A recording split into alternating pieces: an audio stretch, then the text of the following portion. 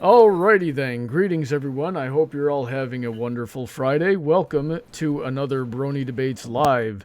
Today we're going to be talking about political messages in fiction, which was suggested a little while ago by our friend here, friend of the stream, been on the show before, and the toaster sitting on the table, Mr. ChucklyFun. How are you doing tonight?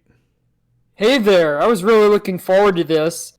I've never contributed a topic to Brony Debates before, but we'd come up with something like this in discussions, and I really wanted to talk about it since it's been going around a lot in media lately. Yeah, and I like talking politics, so I was looking forward to this one too. And joining us tonight, we've got my assistant editor who helps me with a lot of A Buck to the Face videos as of the last couple of years, Mr. Anton. How are you doing tonight, sir? Doing good. Good. And if you guys aren't familiar with Neo's work, he's also a very talented artist, so I highly recommend checking out his channel and his DeviantArt. I believe those links are in the description. Anyway, we also got the man behind all of the music projects that I've done joining us tonight, Mr. Sasha Lace. How's it going tonight, sir? It's going good. It's great to be, chiming in again on another debate. Awesome. It's always been fun. Yeah, you've been on the show before, haven't you? Or have you? Several times. Yeah, I know you. I know you were on for Friday Night Fights a couple of times, but I can't remember what other topics I had you on.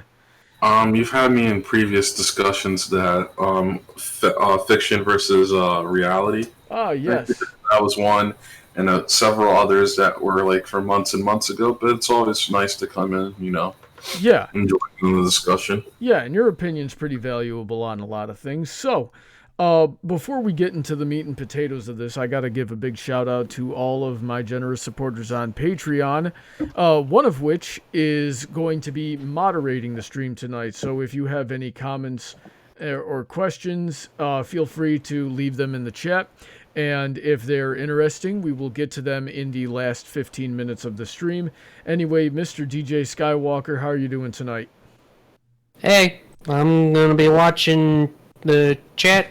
Better behave. All right, sounds good. He's one of my people on the $10 and up tier that helps make this content possible. He's also up there with Princess Heather Blossom, Shady Oak Ministries, Sid McConroy, Autoknight, Emerald Spencer, Sodden, Girder, Senko, Jennan, Kellogg, Cal Christensen, Stephen A. Wilson, Rein-Kun, Princess Sunshine Sparkle, Bootleg Bard, the Silly Fox, Zoroark 720, and the Equestrian City Heroverse series.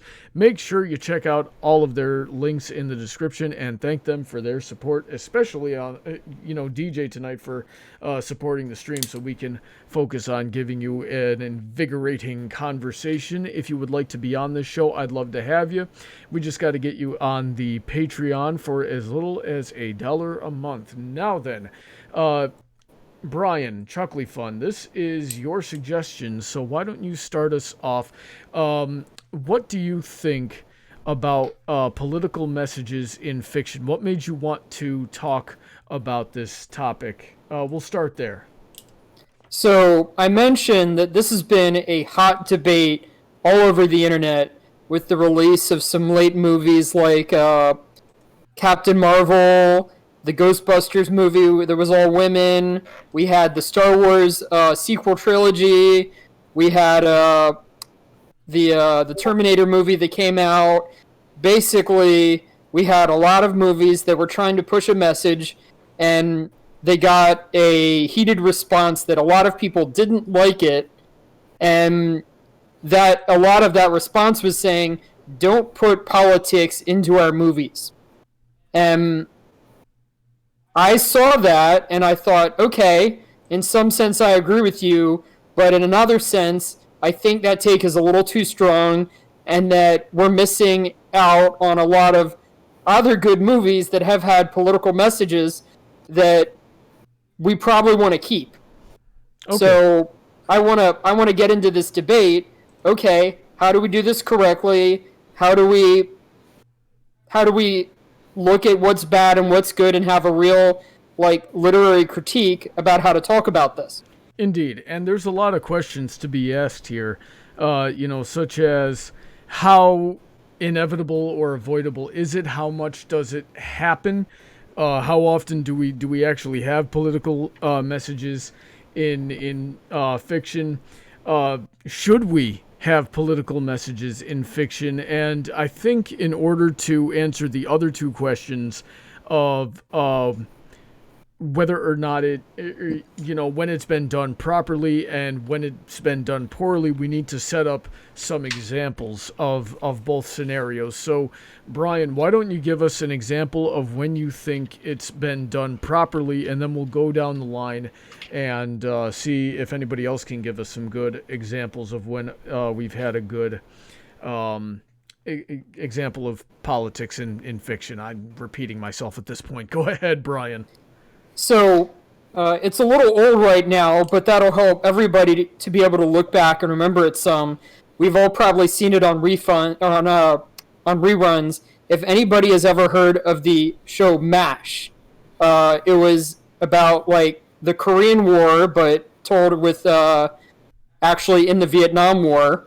It was an anti-war show, TV show, and it was made with a lot of writers who were very talented, but also wanted to push a political message about what war is and the people in it and stuff like that. It's easy to look back on it now as something that was done well because it's in the past and it's not about us. But back then it was probably a bit more of a hot take. Anyway, looking back on it, I think that it was done very well and a good example of how to move things forward. And why is it a good example? So we'll get into some critique here about what political messaging is and how to do it right and wrong. The most important thing about doing it right back in the context of MASH is that they had a bunch of characters, and each character had like their own story arc, and the story arcs weren't overtaken by the political message. Okay. They were all done properly in context. They all felt like real characters. It was in a sitcom, but as far as sitcoms go, it was one of the better written ones, and one of the sitcoms that people actually remembered the characters and liked for years after. Alrighty then. Okay, so that's does anybody else have any suggestions? How about you, Neo? Do you have any? When has political messages been done right in fiction? In fiction, off the bat, I would have to say it's not that good of a movie, but the message they tried to give were pretty good. Spies in Disguise, if you heard that one before. Oh, I've never seen that movie, actually. Can you give me a quick synopsis? Let's see. Will Smith get turned to a pigeon, and he went to change back to normal. They're also trying to stop a bad guy. Oh, that was a recent one, wasn't it? Oh, yeah. Wow. Turned into a pigeon? Yes. Okay. Sounds like a meme movie, too. Yeah. So they didn't describe what the whole plot of the movie was. It was just pretty much saying, oh yeah, we have to stop this bad guy. But as I watched the movie, it turned out to be, okay, spies movies usually have people use a whole bunch of weapons. They use a whole bunch of lethal force to try to take people out. Then the main character doesn't like using lethal force. He actually come up with creative ways on how to disarm people instead of trying to be like, oh, just shoot them. He'd be like, oh, no, don't shoot them. We can just put them in a bubble and they can't hurt nobody. So he tried to come up with clever ideas on how to stop them. Because it turned out something that Will Smith did in the past came back to bite them in the movie. Okay, so why is that a good example of a... I just love how for like kids and for younger age, I think that's pretty good. Just saying, okay, it's not good to always use lethal force. Sometimes you need to think about more of a positive solution instead of trying to hurt other people constantly. Okay. All right. So in general, I think that a lot of spy movies are very political. I don't think that that's that hard of a take. You'd be discussing like what the message is and things like that as much as you would be like, yeah, it's any spy movie's gotta have a little politics in it. That also doesn't necessarily sound like a political message to me. It sounds a lot more like a friendship message. They were talking about weapons and that type of stuff. Okay. So one of the things that I was going to talk about in a bit and might be able to get into here, a lot of times we don't realize that something is a political message until we disagree with it. Okay. So I'll get into this, and then we can get into it more later on, but there are a lot of military movies out there. I mentioned MASH as an example of like an anti-war TV show, but there's also a lot of military movies out there. For somebody who's anti-war, it's going to be a bit of uncomfortable watching a very patriotic, let's support the military movie. People who are fans of the military aren't going to think of that as political, but people who are not fans of the military might be uncomfortable and will think of that as very political in a awkward way. On the converse, a lot of military movies are anti-war, and you might find the opposite message uncomfortable, or you might not even see it depending on your critical reading of the movie.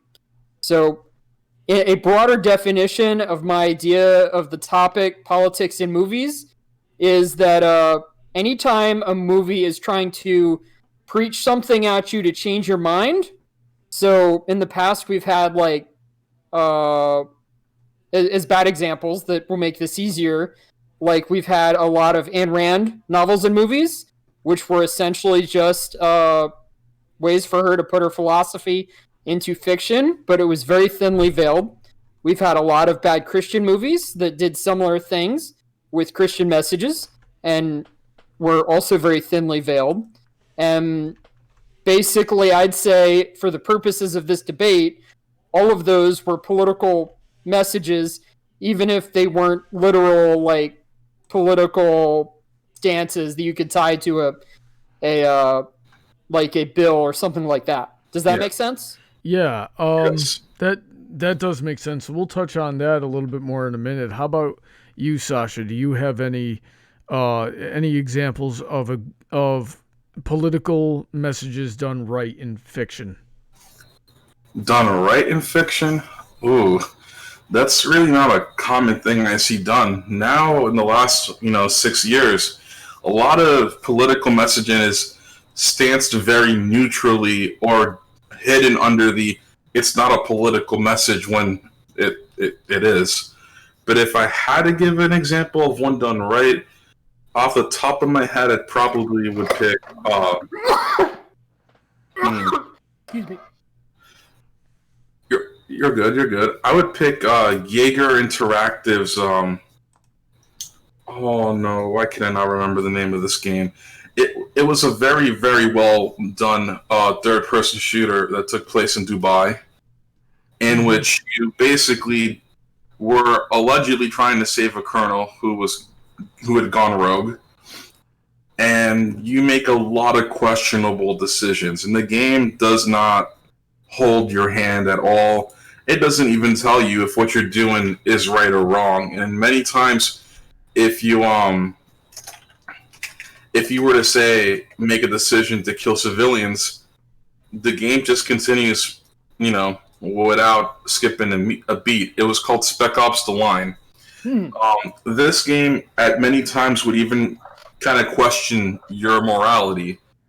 If you were to say die repeatedly in combat, instead of being given death quotes, you would be given quotes about the morality of war. The game wasn't trying to be patriotic.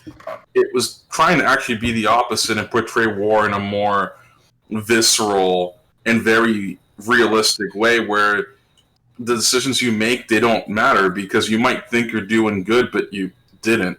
At one point, and this isn't to spoil the game, you drop a bomb on what you thought was a encampment of soldiers, only to 2 hours later you happen to go through this area nearby it, and you realize you literally took over a UAV drone and bombed and killed civilians. No soldiers, just civilians.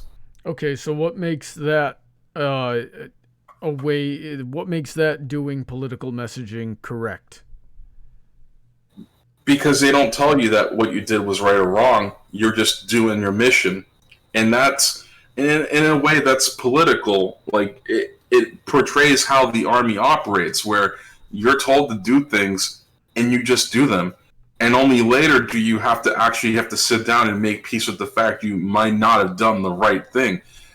Had this game done it wrong, they would have just been beating their chest and claiming that you're a patriotic hero. At no point are you even told, even by your own squad mates, that you're doing the right thing. At many points, they actually question your decisions flat out and even try to disagree with you.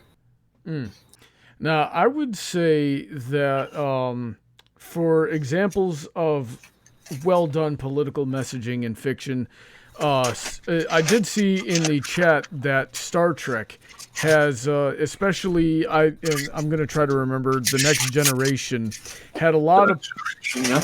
with the one with Picard, if I remember correctly, was focused primarily on the politics of, how these things work, which have a lot of real-life parallels, even if it does get a little Planet of the Hats sometimes.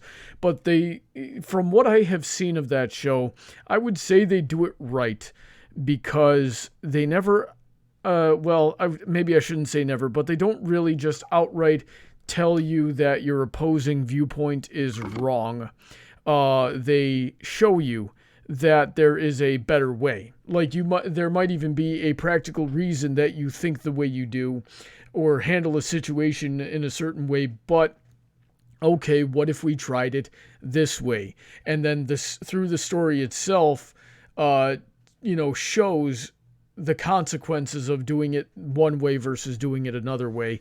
Another good example that I can think of, which roughly does the same thing I just mentioned, would be because I've been back on an Avatar: The Last Airbender kick lately, would be the comics of Avatar: The Last Airbender, the ones that take place right after the cartoon series ended, and it was very similar to what I just mentioned with Star Trek, but it was also tackling not necessarily like the right or wrong methodology to handle a political situation, but examining the consequences of what certain actions can take, examining our motivations for taking them, and examining the consequences that they can have, and more or less trying to get things steer society towards balance, because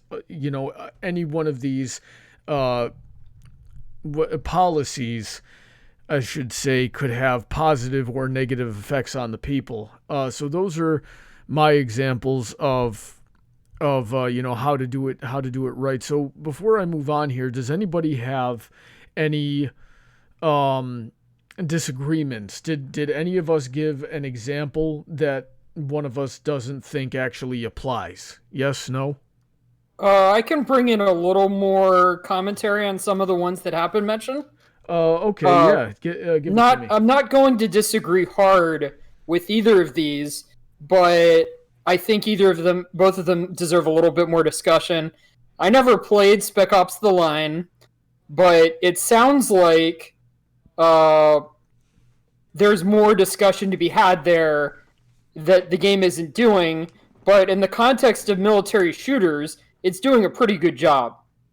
But in the context of other branches of fiction, let's say novels, let's say very nerdy war movies that get into specifics, it's probably a very, very basic take.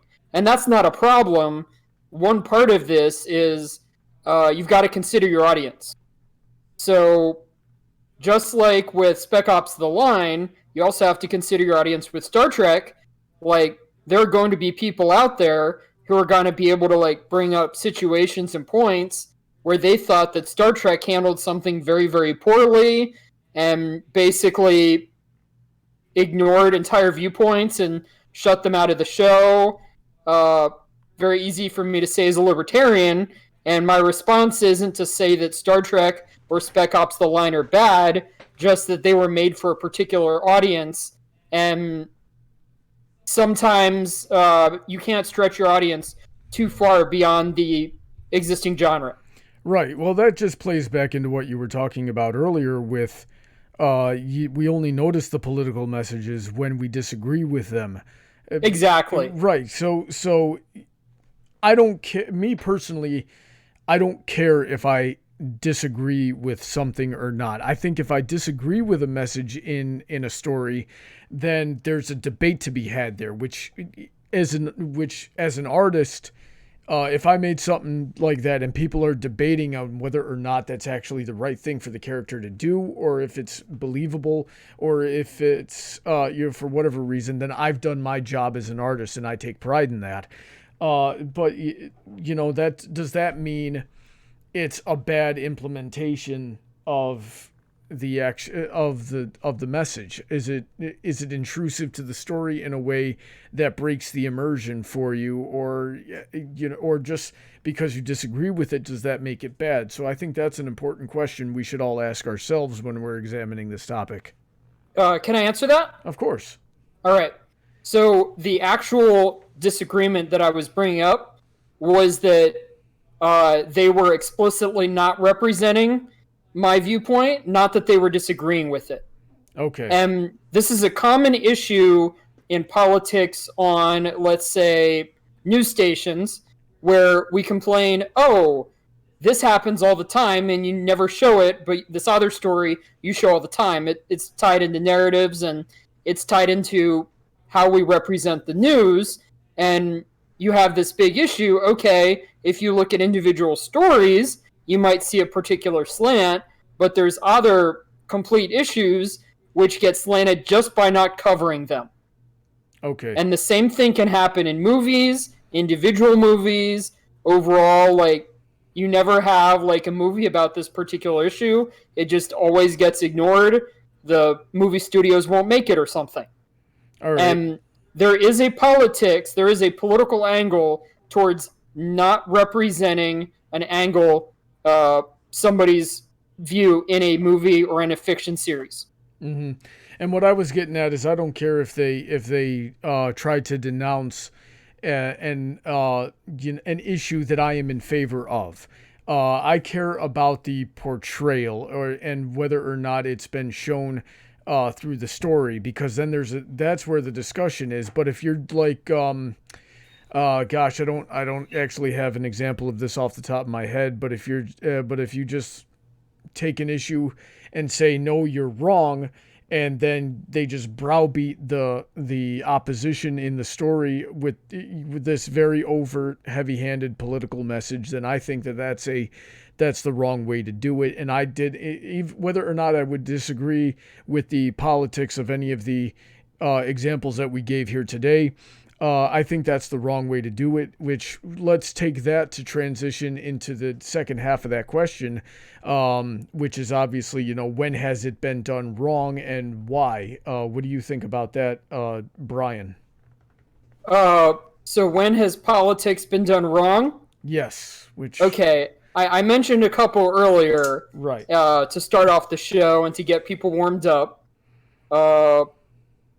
I'm gonna start off by saying the cases where I think it have been done the worst are on the right, in the sense of like the Ayn Rand novels and a lot of very message-focused Christian movies.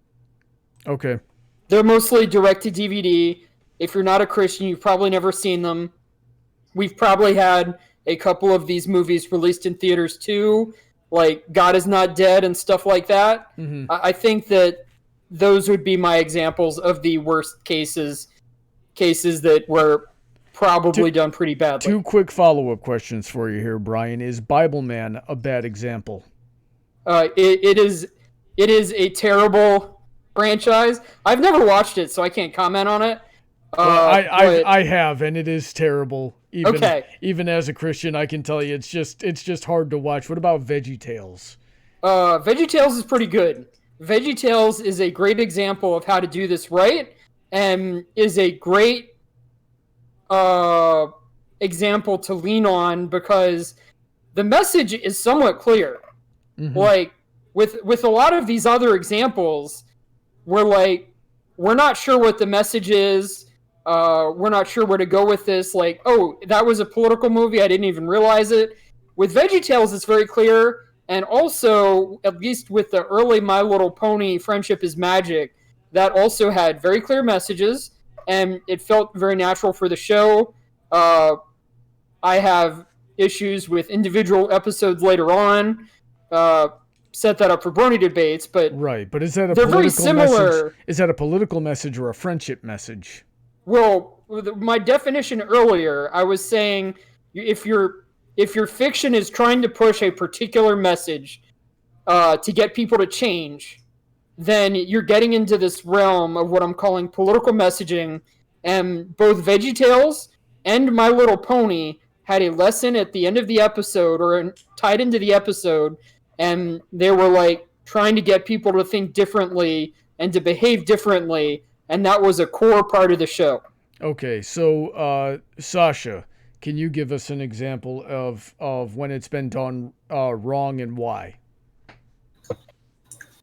Perfect example is actually 2019's reboot or remake, I'm going to call it remake, of Call of Duty Modern Warfare.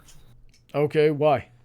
The game is riddled with so many scenarios that literally the game even got banned in Russia almost because the Russian government and the citizens, by extension, you can, and I don't care whether you like Russia or not, but they're getting tired of constantly being portrayed as the bad guy, especially when the game is literally using real life stories and flipping the good and bad guys. Or even taking real life stories and literally inserting Russians in it because Russians bad, Americans good. Perfect example of that.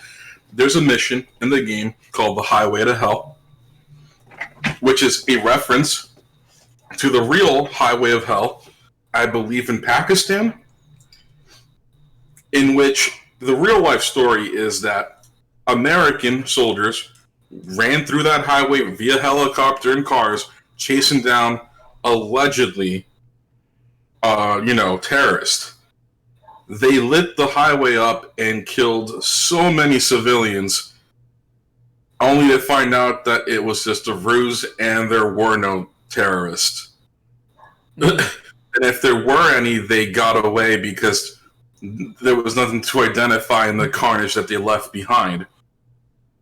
In Modern Warfare 2019, you're Americans on the receiving end of an attack from Russians protecting civilians. And people at first try to say that no, it's not the real Highway to Hell. When then people pulled the data mined the game so that they could get a topographical view of the map. It is literally a one-to-one replica of the real location. Flat out, the game is just filled with so many moments of just utter chest bashing patriotism and just painting everyone else as the bad guy, even while you're actively doing things that would be technically against Geneva Convention. Okay, so why exactly is that a bad way to deliver a political message? To me, it just comes off as nonsensical and just tone deaf. You're trying to push patriotism, which isn't a bad thing, but it becomes a bad thing when you're justifying the ends to a means by lying and reportraying things that happened one way the other way, all in a bid to make the country that you're from look better than it actually is. And it goes against everything to me. Like, if you want to make a political message about the struggle of good versus evil, you don't do that by lying and manipulating the people who are playing the game. Okay. So yeah, go ahead, Bryan. So we were talking about the previous game, Spec Ops: The Line, and admittedly, I haven't played either of these games, but it sounded like there were some comparisons in that game to this one. In both games, you do some pretty horrible things.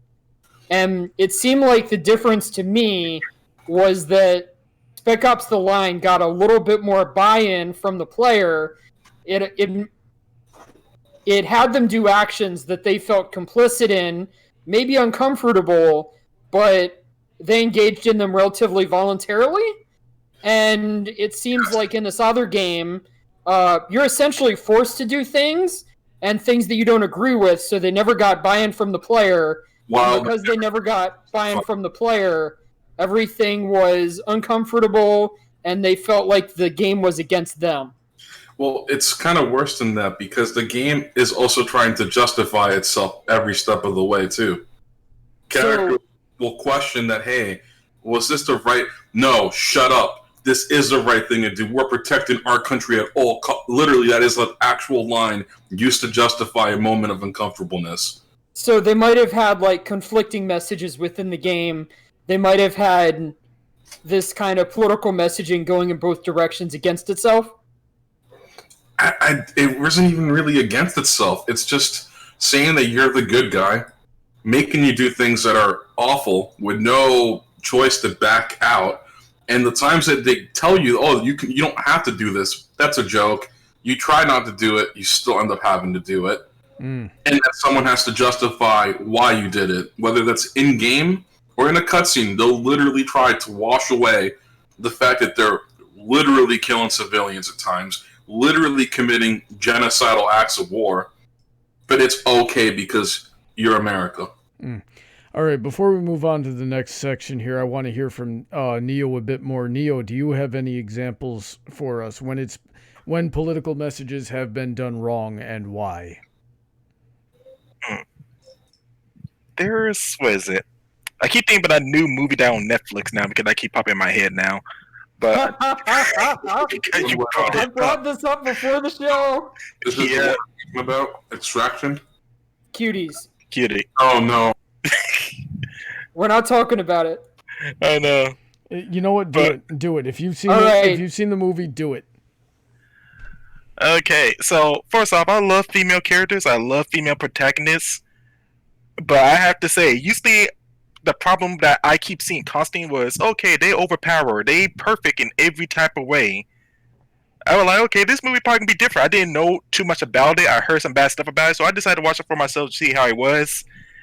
It's horrible. It pretty much were like saying, hey, we know how females go through abuse. They have a hard time. Let's show it in full detail, but also let have them be like 11 years old. Like this. And some of the stuff in the movie hard to talk about because it's just very not appropriate for any younger age to see. But they just were saying, okay, we want to show how female get abused. We want to show how female get mistreated. But it seemed like they went a little bit overboard on trying to how to show it. There are ways you can show it without actually showing off nudity or skimpy outfits or anything like that. Like, we have a whole bunch of other female characters that, like, the side character who go through, like, abuse and other stuff like that, but they never took it, like, as far like this movie actually did. Okay, so why is that a bad way to portray some kind of political message? It's a bad way because, one, they're 11-year-old. That was the main thing. That was the main problem that people have with it, including me, because my cousin do some weird stuff, but see older, so it's understandable. See more like in that age of, okay, you're doing some weird stuff that, okay, because you old enough to do this. But the stuff they're trying to show is pretty much trying to show the whole age of, like, probably like 13 to 16 to probably 18 as an 11-year-old girl instead of showing as they grow up. Mm-hmm. If you get what I'm saying. Okay. So now let's take all the examples that we've given here, good and bad, and see if we can find some, make a list of how to do it wrong and find some common ground as to what all of these have done right, or the examples of good that we gave. So so I'm gonna give out this list, and then I want the panel to tell me on which points we are right or wrong, or that I've misunderstood. So to do political messages in your story wrong, you've got to, based on the examples we give, lack balance and empathy for the other side, have it be obtrusive to the story, twist the facts, and to have it target children with a mature theme that's beyond their age. Did I miss any examples? I think that's a good start for me. Okay. I might want to add more during the discussion. Yeah. What were you saying, Sasha? If I were to add to it, I would say it's not even just the obtrusive angle. I want to add it. More often than not, it's to the complete detriment of the narrative. Right, but that doesn't take away. That doesn't take away from what I was saying. That just says, Just adding on to that. That's all I was saying. That's all. But I do highly agree with all those points. Okay, they're pretty on point. Yep. So we've got those. If it's obtrusive to the story, if it's insulting, if it twists the facts, if it targets children with a topic that's beyond their years, those are the ways to do it wrong. So what is the common ground of all of these things when they did it right? So Bryan, what do you think? So I want to come at stories, shows, whatever, from a framework of literary criticism and pull out what's good about the show and what's good about the movie and the fiction and that type of thing. Mm-hmm. And normally with a show that has a heavily, what I was calling political, but just we could simplify it down to a heavy message, what happens is that it conflicts itself. When you have a heavy message, then you almost always set yourself up to be the villain in a narrative, because that's the strong thing that has to be taken down, and that means that your own message that you're trying to push is the thing that the viewers want to see taken down. This is kind of like a normal thing outside of movies, like when you have somebody who's just dominating the discussion, everyone wants to see somebody go up against him. That's how comedians work. They, especially like the people going up against politics, they're funny as long as they're attacking the big guy with the big mouth, and then they're not funny when they start taking a position on their own, because now they're the big guy, and they're not funny because they're getting attacked themselves. Their message is conflicting with their own position. So are you telling us that in order for it to be done right, you've got to be attacking the power structure? Is that what I'm hearing? Specifically, I'm saying that you can't take a strong stance without attacking it. Okay. So if you are pushing a Christian message, you have to be able to show some nuance and break down the Christian message and actually attack it some too. Okay. In order to have a good story. The problem with a lot of the Christian movies that I mentioned earlier is that they had a strong message, and basically the climax and the conflict was all silly because they didn't get into anything deep. There was no real sacrifice. There was no actual like story arc to the movie. It was just basic stuff like, oh, everybody's happy now. We got past the thing because we followed the message of the movie that we've been promoting all along, and it was obvious. Mm-hmm. Meanwhile, VeggieTales, Saberspark went into a really good movie, or a really good video about this a while ago. Oh, he made a movie about that series. That the video was an hour long. Gosh darn. Yeah. He went over why VeggieTales failed and the company fell apart. But while he was doing it, he analyzed what made VeggieTales so good. And one of his examples was that VeggieTales went into a lot of difficult stories within the Bible that normally you wouldn't tell, stuff like adultery, on the part of the Bible's heroes. Mm-hmm. So suddenly, you're not presenting like a strongman message. You're presenting like a message with a lot of nuance that needs to get broken down, that can receive some fire back on it and get some like conflict going, and then you can have a resolution. All right. And that takes some work, and it's not easy to do, but I think understanding the role of strong messages in fiction and how to present them and how to build a story around them, we should probably focus more on not presenting a really strong message if we want it to get across as a message. Okay. Does anybody have anything they would want to add or take away from that? Yeah, not really. He brought up Saber Spark. I was about to bring up the same thing. Oh, geez. We all need to get out of each other's heads tonight. So, so what you're saying, let's see if we can make this a similar list here, is that in order to do it right, you got to have the nuance, you've got to have a little bit of a balance, and yeah, basically do the opposite of the negative list that I gave a few minutes ago. Are we correct there? Yeah, and Okay. specifically, you've got to understand that your narrative arc, that your struggle and your conflict has to be structured with respect to your message. Okay, so we got a few minutes before we need to get into the audience participation section here. So let's ask the question of, should there be political messages in fiction? And for this one, I want to hear from Neo first.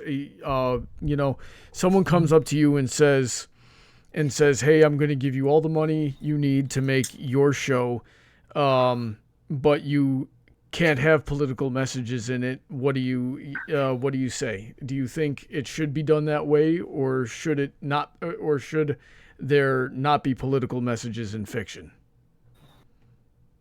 I feel like it depends on the person who actually creating it and how well they know how to do it. Because I don't mind political messages in shows and movies. It just depends on how you tackle it majority of the time. Because some people are forced to actually do it, like how out of the blue now we have a whole bunch of female protagonists, everybody trying to show exactly how women live and all this, but they are forcing it, so they're not actually having like a good storytelling. Like, I think a good example would be like Doctor Who. Doctor Who was an amazing series until they changed it to a female, and then all of a sudden people loved the idea of a female doctor, but on how they tackle it wasn't as good compared to all the other doctors, because all the other doctors had more personality, more character towards them. But now they made this one that was a female, they didn't give it that much of a personality compared to how... From what I understand, that's a separate issue. They wrote a bad character and then blamed politics for its poor reception. At least that's what all my Whovian friends have told me. I've never watched. They completely deflected the poor characterization with politics, but it's like they claimed that they weren't being political, but then they blame politics. You can't have it both ways. Right. It sounds like they were having the problem that I was saying earlier. Your narrative arcs for your characters have to be structured with respect to the message. If they're going together, then it's going to be a bad characterization and a bad story. If she's going against the narrative, or if she's going against a strong message, she's a lot stronger. Mm-hmm. And it sounds like they're trying to push the two together, and she ended up with a very weak character because there was no actual conflict. Yeah, because the reason you need nuance and balance in your story is quite simply the world is a really complicated place, and everybody who's going to be watching your show or reading your book or listening to your song or playing your game is going to come away with a different perspective on it based on their own experiences going into it. Exactly. Thank you, Sasha. And cool. If you treat something that's complicated really simply, you're going to alienate everybody that doesn't fall within that particular niche. So that's why you need to have that balance. Sasha, what do you think in terms of, should there be political messages in fiction? See, I think that it should be allowed, but there needs to be a standard. There needs to be, how do I even say, like, there need to be tools and people there who are ready to fact check you and make sure you're keeping it honest. Okay, because I don't mind if you want to put political messages, but when you're doing the opposite of being fair about it versus pushing an agenda, then I don't want the political message, and I'd rather just have a story. If you can't be fair about it, I don't want it. You know? Okay, well, there's a problem with what you just suggested there, because so who's on this committee, and who decides who gets to be on this committee, and what is factual and what is not? Well, I mean, what about the Writers Guild of America? That's just there to make sure that writers are paid fairly for when they get hired on from their guild, and that there's some level of quality control within the guild. That has nothing to do with the politics, or at least if it does, it shouldn't. I'm saying like a guild similar to that. They're not there to say that your story can't go out, but they should be there to say, hey, I feel like these things that you want to push might not be well received. It's still your decision, to do it or not. I'm not saying like people should have their voices restricted, but just an impartial third party who can just point it out and just leave it up to you. Because at that point, if you choose to still go through with it and you get public backlash, you can't blame anyone. You were advised. You chose not to take that advice, I think that's good in theory, that's a good theory that it might work like that, but in actuality, it almost never actually happens like that. What ends up happening is people end up arguing about the politics, and then one way or another, it worms its way into the story and becomes a lot more polarizing, or it interferes with the in one way or another, it interferes with the quality of the finished product. Does anybody else want to add or take away from what I just said? It sounds like he's just describing the function of an editor. Editors will read a work and workshop the work with you and have you go back and rewrite it 100 times, and it'll come out looking a lot better than it did in the first place. Now, we're kind of imagining that you have a good editor here, but that's part of finding like a good publisher and a good team. And they have editors for all types of fiction, maybe the least in like fine art. But if you're talking about writing a novel or you're talking about releasing a TV series, there are editors all over the place, and for movies as well. And they are definitely there to kind of help you craft your work and keep you from going too far afield and losing the message. Okay, but that sounds what the way I interpreted what Sasha said sounded a lot more standardized, like like there would be that's what I was going for. Like, bylaws for this type of thing, and what you're describing is more of an organic, creative relationship. So you and I You and I have very different interpretations of what Sasha just said. So Sasha, who's more accurate in interpreting what you were trying to say? Brony. Like I meant it more like having a standard, not to like dictate how you do it, but to just have a standard where people can agree or disagree that you're doing something that might be going too far one way or the other. Okay. Not like it's not to censor people. Like I do want to stress that out. I don't want to censor people, but I don't want to see movies, for example, boil down to constantly being like Extraction or Modern Warfare 2019, where you're just literally intellectually distorting reality to suit your story, when in reality the people you're painting as heroes are probably worse than the villains if we just stopped spinning everything. Right. So so I get what you're saying, but what in my experience, what you're describing is a slippery slope. It's a slippery slope to censorship.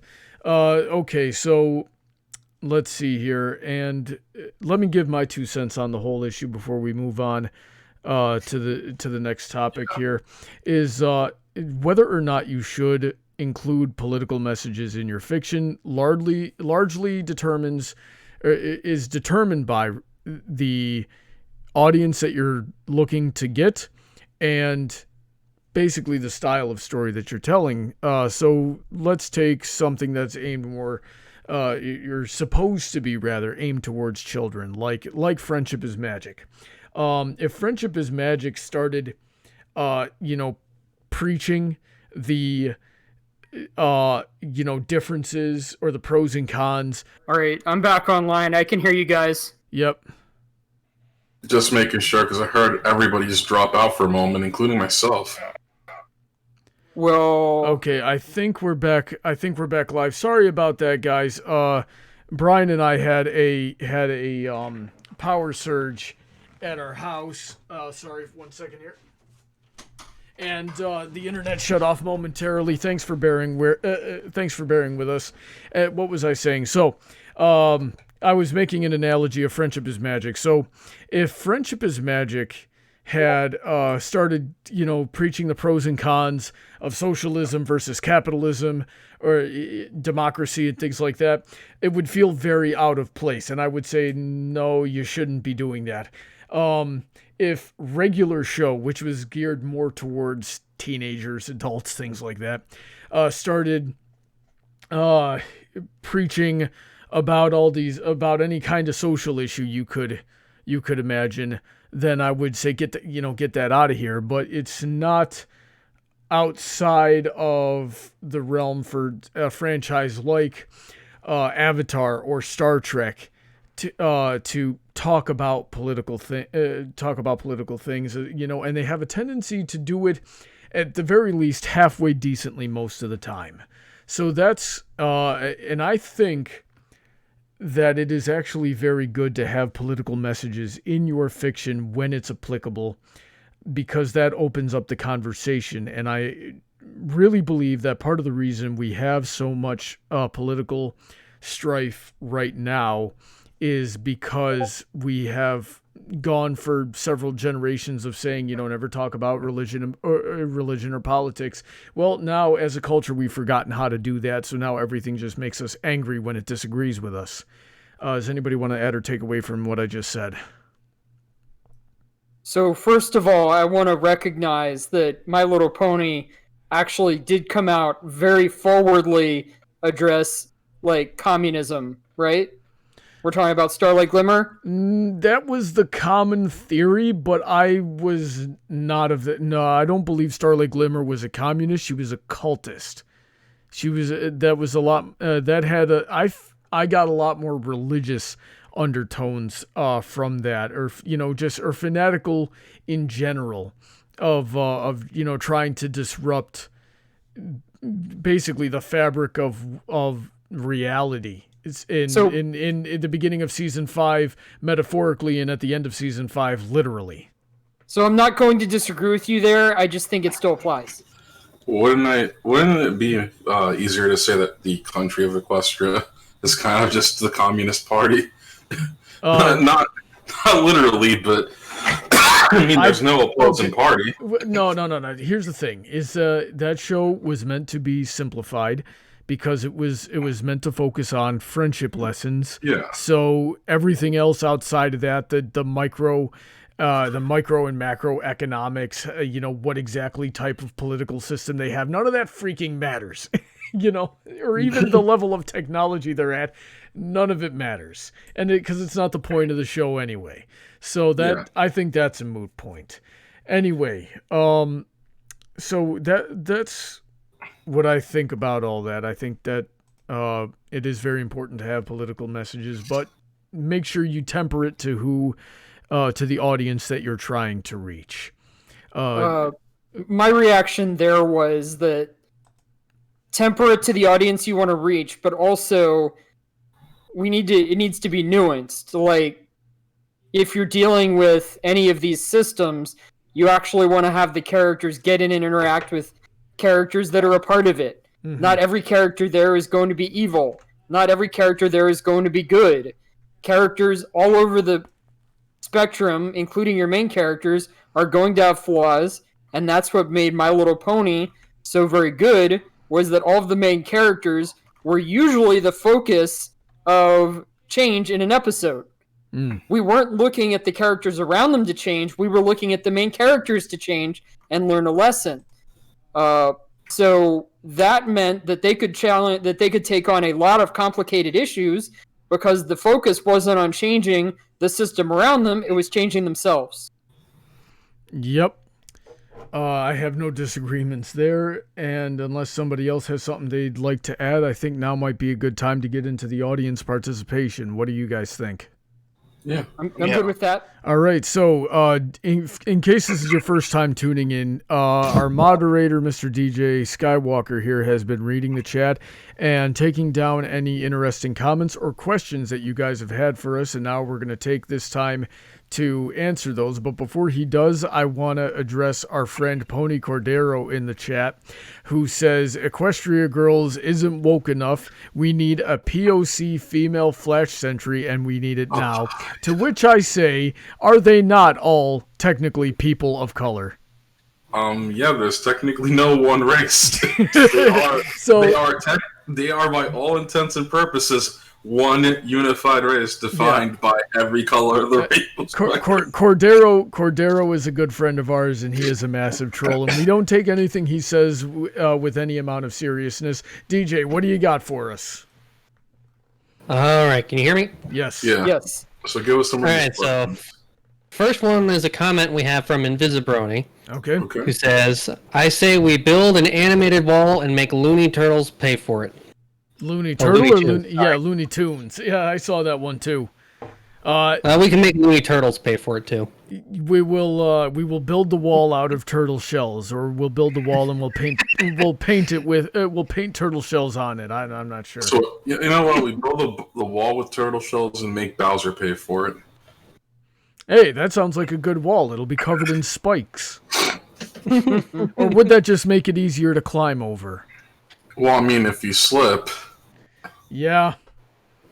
And I never said we weren't going to put oil on the shells. Yeah, but then we gotta pay Neo to go out there every day and re-grease the spikes, and that's gonna get expensive. We also make Bowser pay for that. Remember, it's an ongoing expense. All right. This is not where I thought this discussion would be going. What's the next one? Paladin Pony T asks, were there any political messages in MLP that you like, or were they not handled well? I can't think of anything overtly political in Friendship is Magic off the top of my head. Everything in that show really boiled down to a friendship problem, something that happens a lot more interpersonally rather than on a grand, national community scale. What do you guys think? We did have race relations in Season 8. Yeah, but is that really politics? I mean, if you translate that to the real world, people hate each other regardless of any. They'll latch onto anything different about you to hate. It could be the color of your skin. It could be you're too skinny or too fat. It could be you're too tall or too short. It could be you talk slightly differently than me. It doesn't matter. None of these factors are necessarily race-based. It's just, you're different from me, and I have a problem with that. Yeah, that seems about right. So let's get some other questions in here. Well, I think Bryan was about to say something. Oh, sorry. We did have not necessarily a political message, but a genuine political situation when we started dealing with Twilight School, and the Cutie Mark Crusaders were kind of getting access to the school through themselves to gain popularity.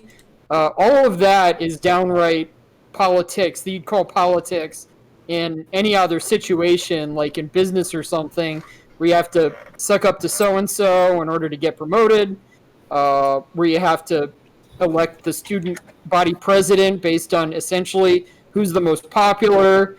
I don't know that it was handled perfectly, but it does represent very much real-world political situations, if not political issues about who gets access to certain things. Well, once again, you're talking about the when they got their cutie marks, right? That episode. After they got the cutie marks and Twilight started up the school. Oh, okay. And this was multiple episode story arc. Yes, okay, so the beginning of Season 8, is that what you're talking about? Yeah. Okay, yeah. That was Cody's first thing, wasn't it? Yeah, that was that's kind of a political thing there. There was a lot of, dealing with the bureaucracy. So yeah. I guess we, in that message, was a lot about. Yeah, so I suppose that could be considered a political message, because that was about, they're rigid and they have their own way of doing things, but you're trying to do something different, so you don't need to fall within what their standards. I I wouldn't say that was handled poorly, but I still don't think it counts 100% as a political message. Agreed. Okay, so I have nothing more I can contribute to that. I think you guys covered like all of that. Yeah. What else do we got, DJ? Kenzie Hope Anel says, I think what most people don't like about politics and modern fiction are the writers trying to be diverse by shoving in a bunch of one-note black, Asian, gay, etc. characters just for brownie points. Okay, so forced diversity. That's Token, right? Yeah, tokenism and right. So when you write a character, write a good character first. Everything else is superfluous, and immutable factors such as gender, race, and some people would say sexuality are not what makes an interesting character. And if you base your entire character off of one of those traits, then you don't have a character, you have a caricature. Does anybody disagree or want to add to what I just said? I do feel very strongly about Kenzie's point. I personally have grown bored of one-note characters that are just, I'm this, I'm that. How about tell me what you do? Like, what is it that you like? What do you agree and disagree with? I don't care what your gender politics are. I don't care what your identity is. You know, it gets a little boring when every show constantly feels like if they don't meet this diversity quota, they're going to get judged. And then they do this and get judged even harder, because it's like, you can write a character that is diverse once you have a character that's interesting. Yep. Neo, I haven't heard from you in a little bit. What do you think? As soon as I heard that, I kept thinking about, what was it? Voltron, when they had like one gay character that automatically died in the same episode in a flashback. Yeah, so it comes down to tokenism, which breaks a whole person down to just this one trait, which and then the people that you're trying to pander to don't like it, and the majority of other people that don't relate to this so-called character don't like it because it's not an interesting character.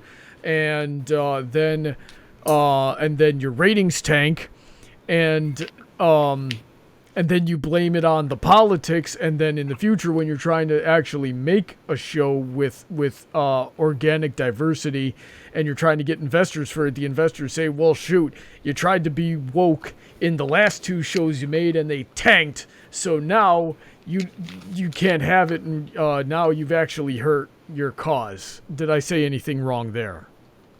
No, I mean, that's typically how it goes. A lot of these people that have gone woke and gone broke have gone in second chances, but then I've noticed that none of the stuff they're making now is magically political. It's political free.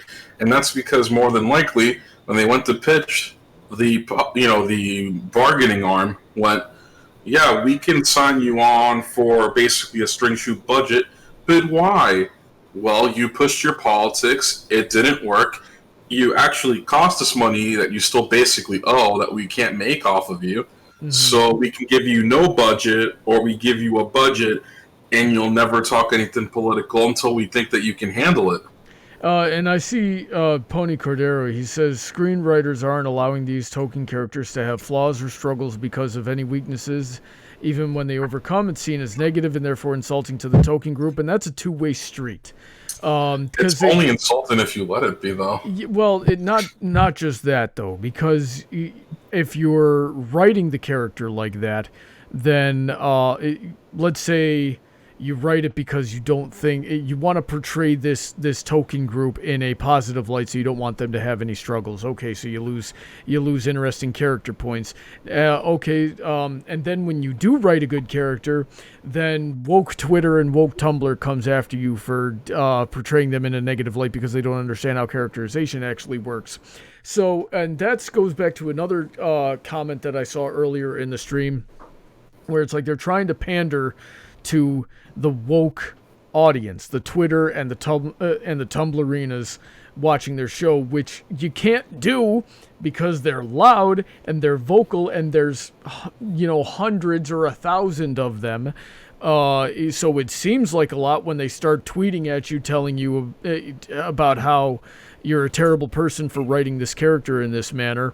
But when you compare that to the hundreds of thousands that are watching your show on whatever across many different platforms, possibly even getting into the millions, the 100 people that are adding you on Twitter are a drop in the ocean, and you really shouldn't be considering them. They're a vast minority. So don't pander to them. Also, you can't please them, so you're just going to hurt yourself if you try. Yeah, I saw a funny question that I thought I'd ask. Can I jump in on the topic before we move questions? Go for it. Okay, so first of all, if you have a large cast of characters, there are going to be some characters that are just not going to get their own stories. Yes. So if you have a large cast of characters, there are 100 or so characters in My Little Pony Friendship is Magic that just don't get their own stories except for fan fiction. And we have an issue here, like, are all those characters going to be essentially the same character? Or is there going to be any character diversity? If so, how do we handle that?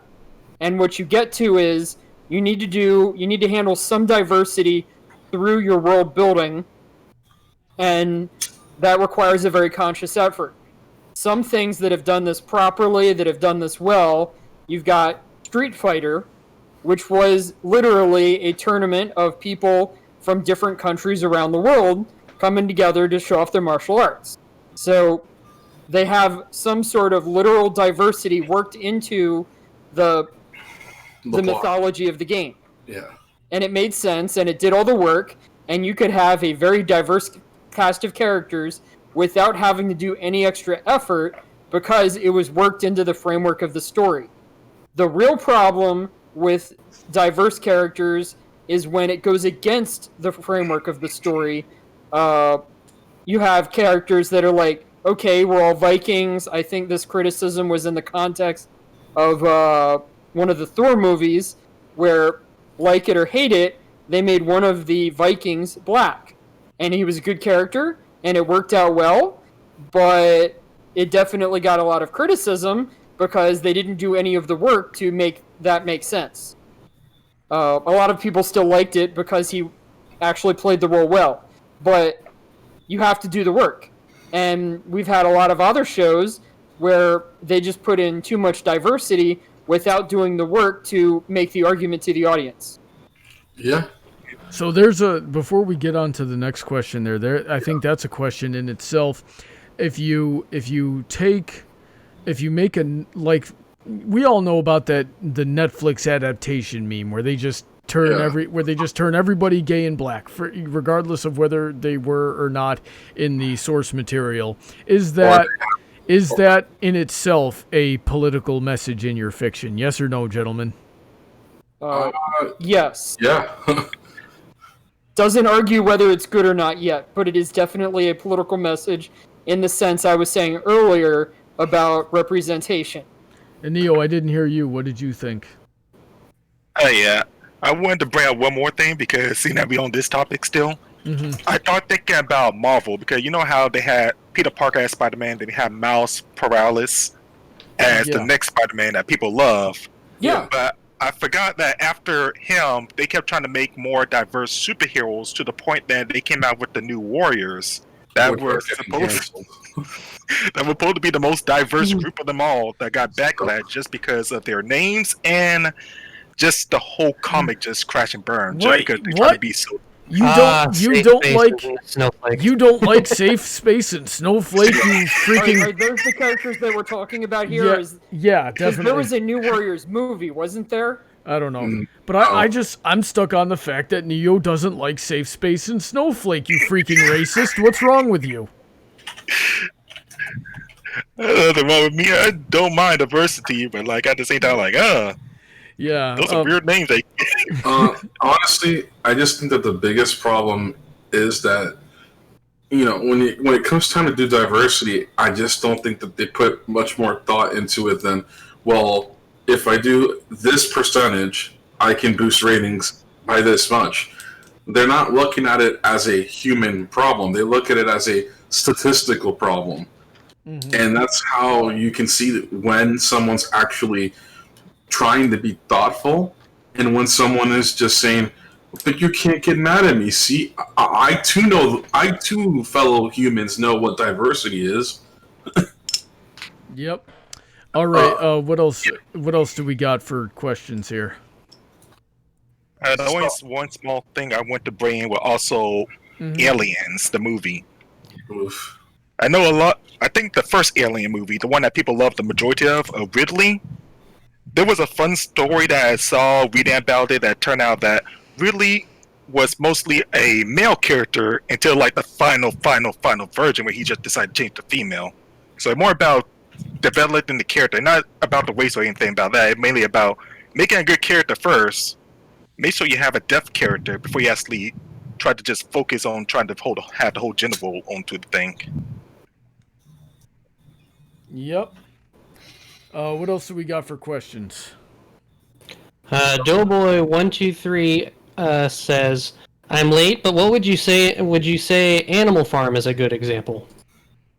A classic." Yeah, Animal Farm is one of the quintessential, political messages in fiction. There's also, the whole laundry list of other books they made you read in middle school and high school. Brave New World, 1984, Catcher in the Rye. Yep, I was going to bring up Catcher in the Rye, To Kill a Mockingbird. Yeah. Yeah. And for Christians, kind of Pilgrim's Progress. Yes, I had to read that too, though, the brief time I was in Catholic school, in middle school. If you haven't, you should read This Present Darkness by Frank Peretti. That's a really good Christian book. Yeah, he's one of the best Christian thriller writers. Mm-hmm. Ooh. I think there's also a lot of good Christian romance fiction out there. If you like romance fiction, it gets less into the like message of Christianity. Lets that be a side issue. Doesn't force that to be like a strong religious message, and focuses more on character relationships. Dope. A funny question that I see here that somebody asked earlier. Firefrets asked this to Chuckly, I'm pretty sure. Can I have one of your forks? If you want to get electrocuted, that's the problem. Like, that's why people don't take them out. Then again, he's a Firefret, so if an electric guitar were to touch a fork, wouldn't you just be an imp? I have no idea. What else do we got, DJ? Anything? Xavier Jefferson commented, "There are some military YouTubers, one off the top of my head is Josh Scorcher, the Fiery Joker Firebrand, who had issues with Spec Ops." I wish I knew what those I have heard issues some were. mixed things about Spec Ops as well. A lot of criticisms I've heard about it is that it doesn't exactly give you any choices for what you've been doing, which hurts the message to some people. I think Sasha was making the point that was the point of the game, was to not give you choices. Yeah, that's actually what I brought up. That they originally were gonna give you free agency, but then realized, and it wasn't even a financial thing for them because they were actually given as much time and money to finish the game. To them, they were originally going to give free agency, but realized that might work against the story and the message. The message to them that they wanted to give to the player was demonstrating how all the sizzle and hype you see of military shooters, what happens when you take that and kind of do a deconstruction. You have all the typical one-note beats that you see in these games, but then instead of feeling congratulated because you killed the enemy, you start feeling like an asshole. You start feeling awful, which is what they wanted. Not that they wanted you to feel awful, but they want you to see that it's not really all glitz and glamour. That fighting as a soldier, you are going to do things that you won't feel good about. And sometimes you don't ever see the results, and sometimes you do, and you have to make peace with the fact that you Well, caused that. Why do you think? Personally, that sounds a little disingenuous. I think it's something like how Undertale, you have two paths. Instead of going through the pacifist one, they forcing you to do the genocide one, so you know how I actually feel, like something like that. Because that way it seemed like to me at the moment. As far as video games go, that's a specific aspect of video game criticism, what choices you can make and what you can't. But since we're on a general topic about fiction, like, there are plenty of movies where you don't get to make a choice. There are plenty of TV shows where you don't get to make a choice. So video games at least have more choice than that. And then sometimes you have the curious situation where you have some interaction within the game, but you're forced to do it, so you're a bit more invested. And then your choice essentially becomes like, okay, I don't want to play this anymore, so you leave. But there's definitely a ton of video games criticism there about what choices you can make and what you can't. And it's pretty difficult to give players a choice over certain things. You're right. I think the RPGs have become more mature, though. And I don't mean in terms of like the topic and the scope of what they do narratively. I mean, they've matured in the sense of actually being about choice and not just you get a binary yes or no. And sometimes there's a dramatic difference, and many times there just isn't really a big difference between what you do either ever or until so later on that you've already forgotten about that decision you made at hour 5 and seeing the results at hour 50 out of a 60-hour game. That's probably right, but those aren't the RPGs that I've ever enjoyed, so no comment there. Alrighty then. What else we got, DJ? Aleximus Prime commented earlier, another thing to consider with franchises going political, if it wasn't very political at first, but new creators make it more so, you may lose your audience over time. So it's basically like revival projects, like I know She-Ra had those issues. I agree. Voltron too.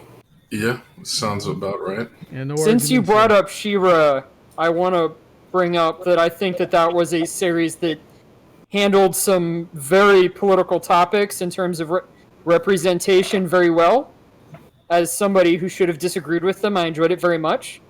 Probably getting to the end of that discussion, but I think that the creators came on and handled at least their version of the show very well. I don't know how well it takes over from the previous seasons and whether it kept like the mythology of She-Ra intact as well as it should have. So there is two different stories there. Number one, what is it like for new people coming in who aren't invested in the previous series?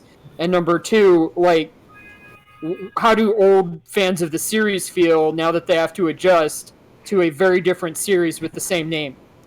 I wouldn't like it. I wouldn't like it. I think if you're, adapting something, you can keep the characters as they were originally portrayed and explore things that have not yet been explored. You don't need to change a whole character that's already been established. They didn't for She-Ra though. They were all new characters. It was another generation. Okay, well, new characters, I'm fine with. Well, isn't it all just the same characters, just like a parallel universe kind of thing? It's a future generation. They're all named the same. Yes. Except for maybe Adora. So the junior of the junior? Yeah. So That's Adora is named differently. And as far as I know, she is not a descendant of the original She-Ra, but a bunch of the other characters are named the same and perform similar roles in the show, but they're not the same characters. So, yes, that part is definitely going to make people uncomfortable.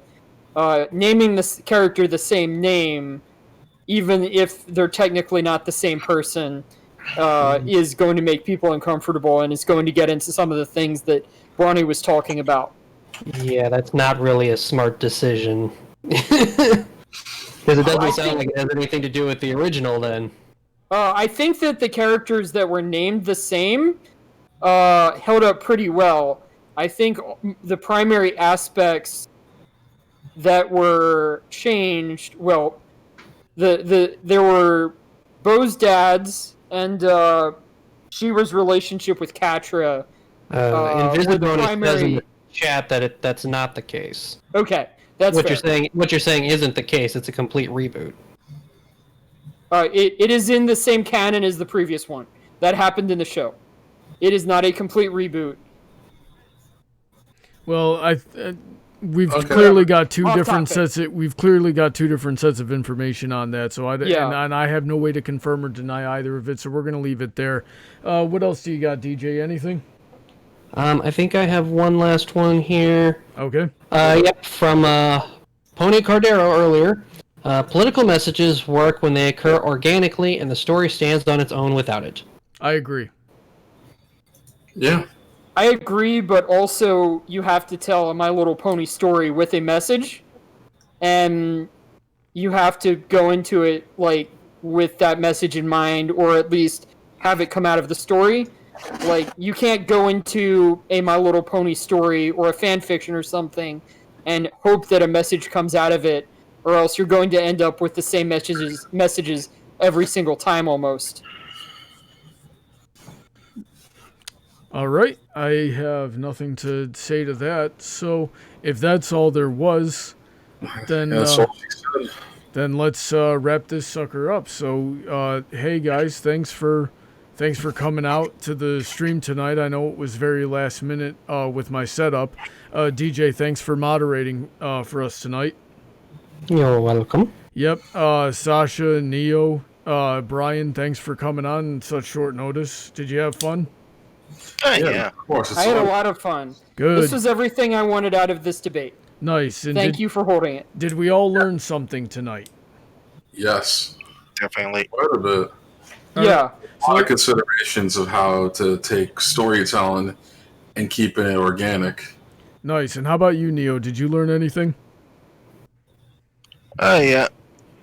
Learning how messages can change stories and how important it is to actually take time to actually develop the stories they're just rushing to, like, trying to, cater to people. Yep. And how about you, Bryan? Did you learn anything? I think I was diving particular into, I think it was Neo's description of the war games and how they handled this from different angles. Because I think to some people, those are going to sound like very similar games, which means that we had to dig into some real nuance into what made them different. And that meant that we had to get in and really develop our own understanding of the concepts. Alrighty then, and thanks to everybody who came out to listen to the stream tonight. Hopefully we entertained and taught you something as well. So real quick here, let me give a big shout out to my very generous supporters on Patreon, especially those on the $10 and up tier who make my content creation much easier. These guys are Princess Heather Blossom, Shady Oak Ministries, Sid McConroy, Autoknight, Emerald Spencer, Sodden, Girder, Senko, Jennan, Kellogg, Kyle Christensen, Stephen A. Wilson, Reck, Rein-Kun, Princess Sunshine Sparkle, Bootleg Bard, The Silly Fox Zora X720, the Equestrian City Heroverse series, and our moderator, DJ Skywalker. If you would like to get on this show, I'd love to have you. We just need to get you into the Patreon Discord server for as little as $1 a month, and that's when you can, volunteer to come onto the show. With that all being said, I hope you all have a wonderful night. Thanks once again to everybody who is watching and everybody who joined the panel tonight, and I will see you next time. Say goodnight, everybody. Good night. Good dude. night. Right.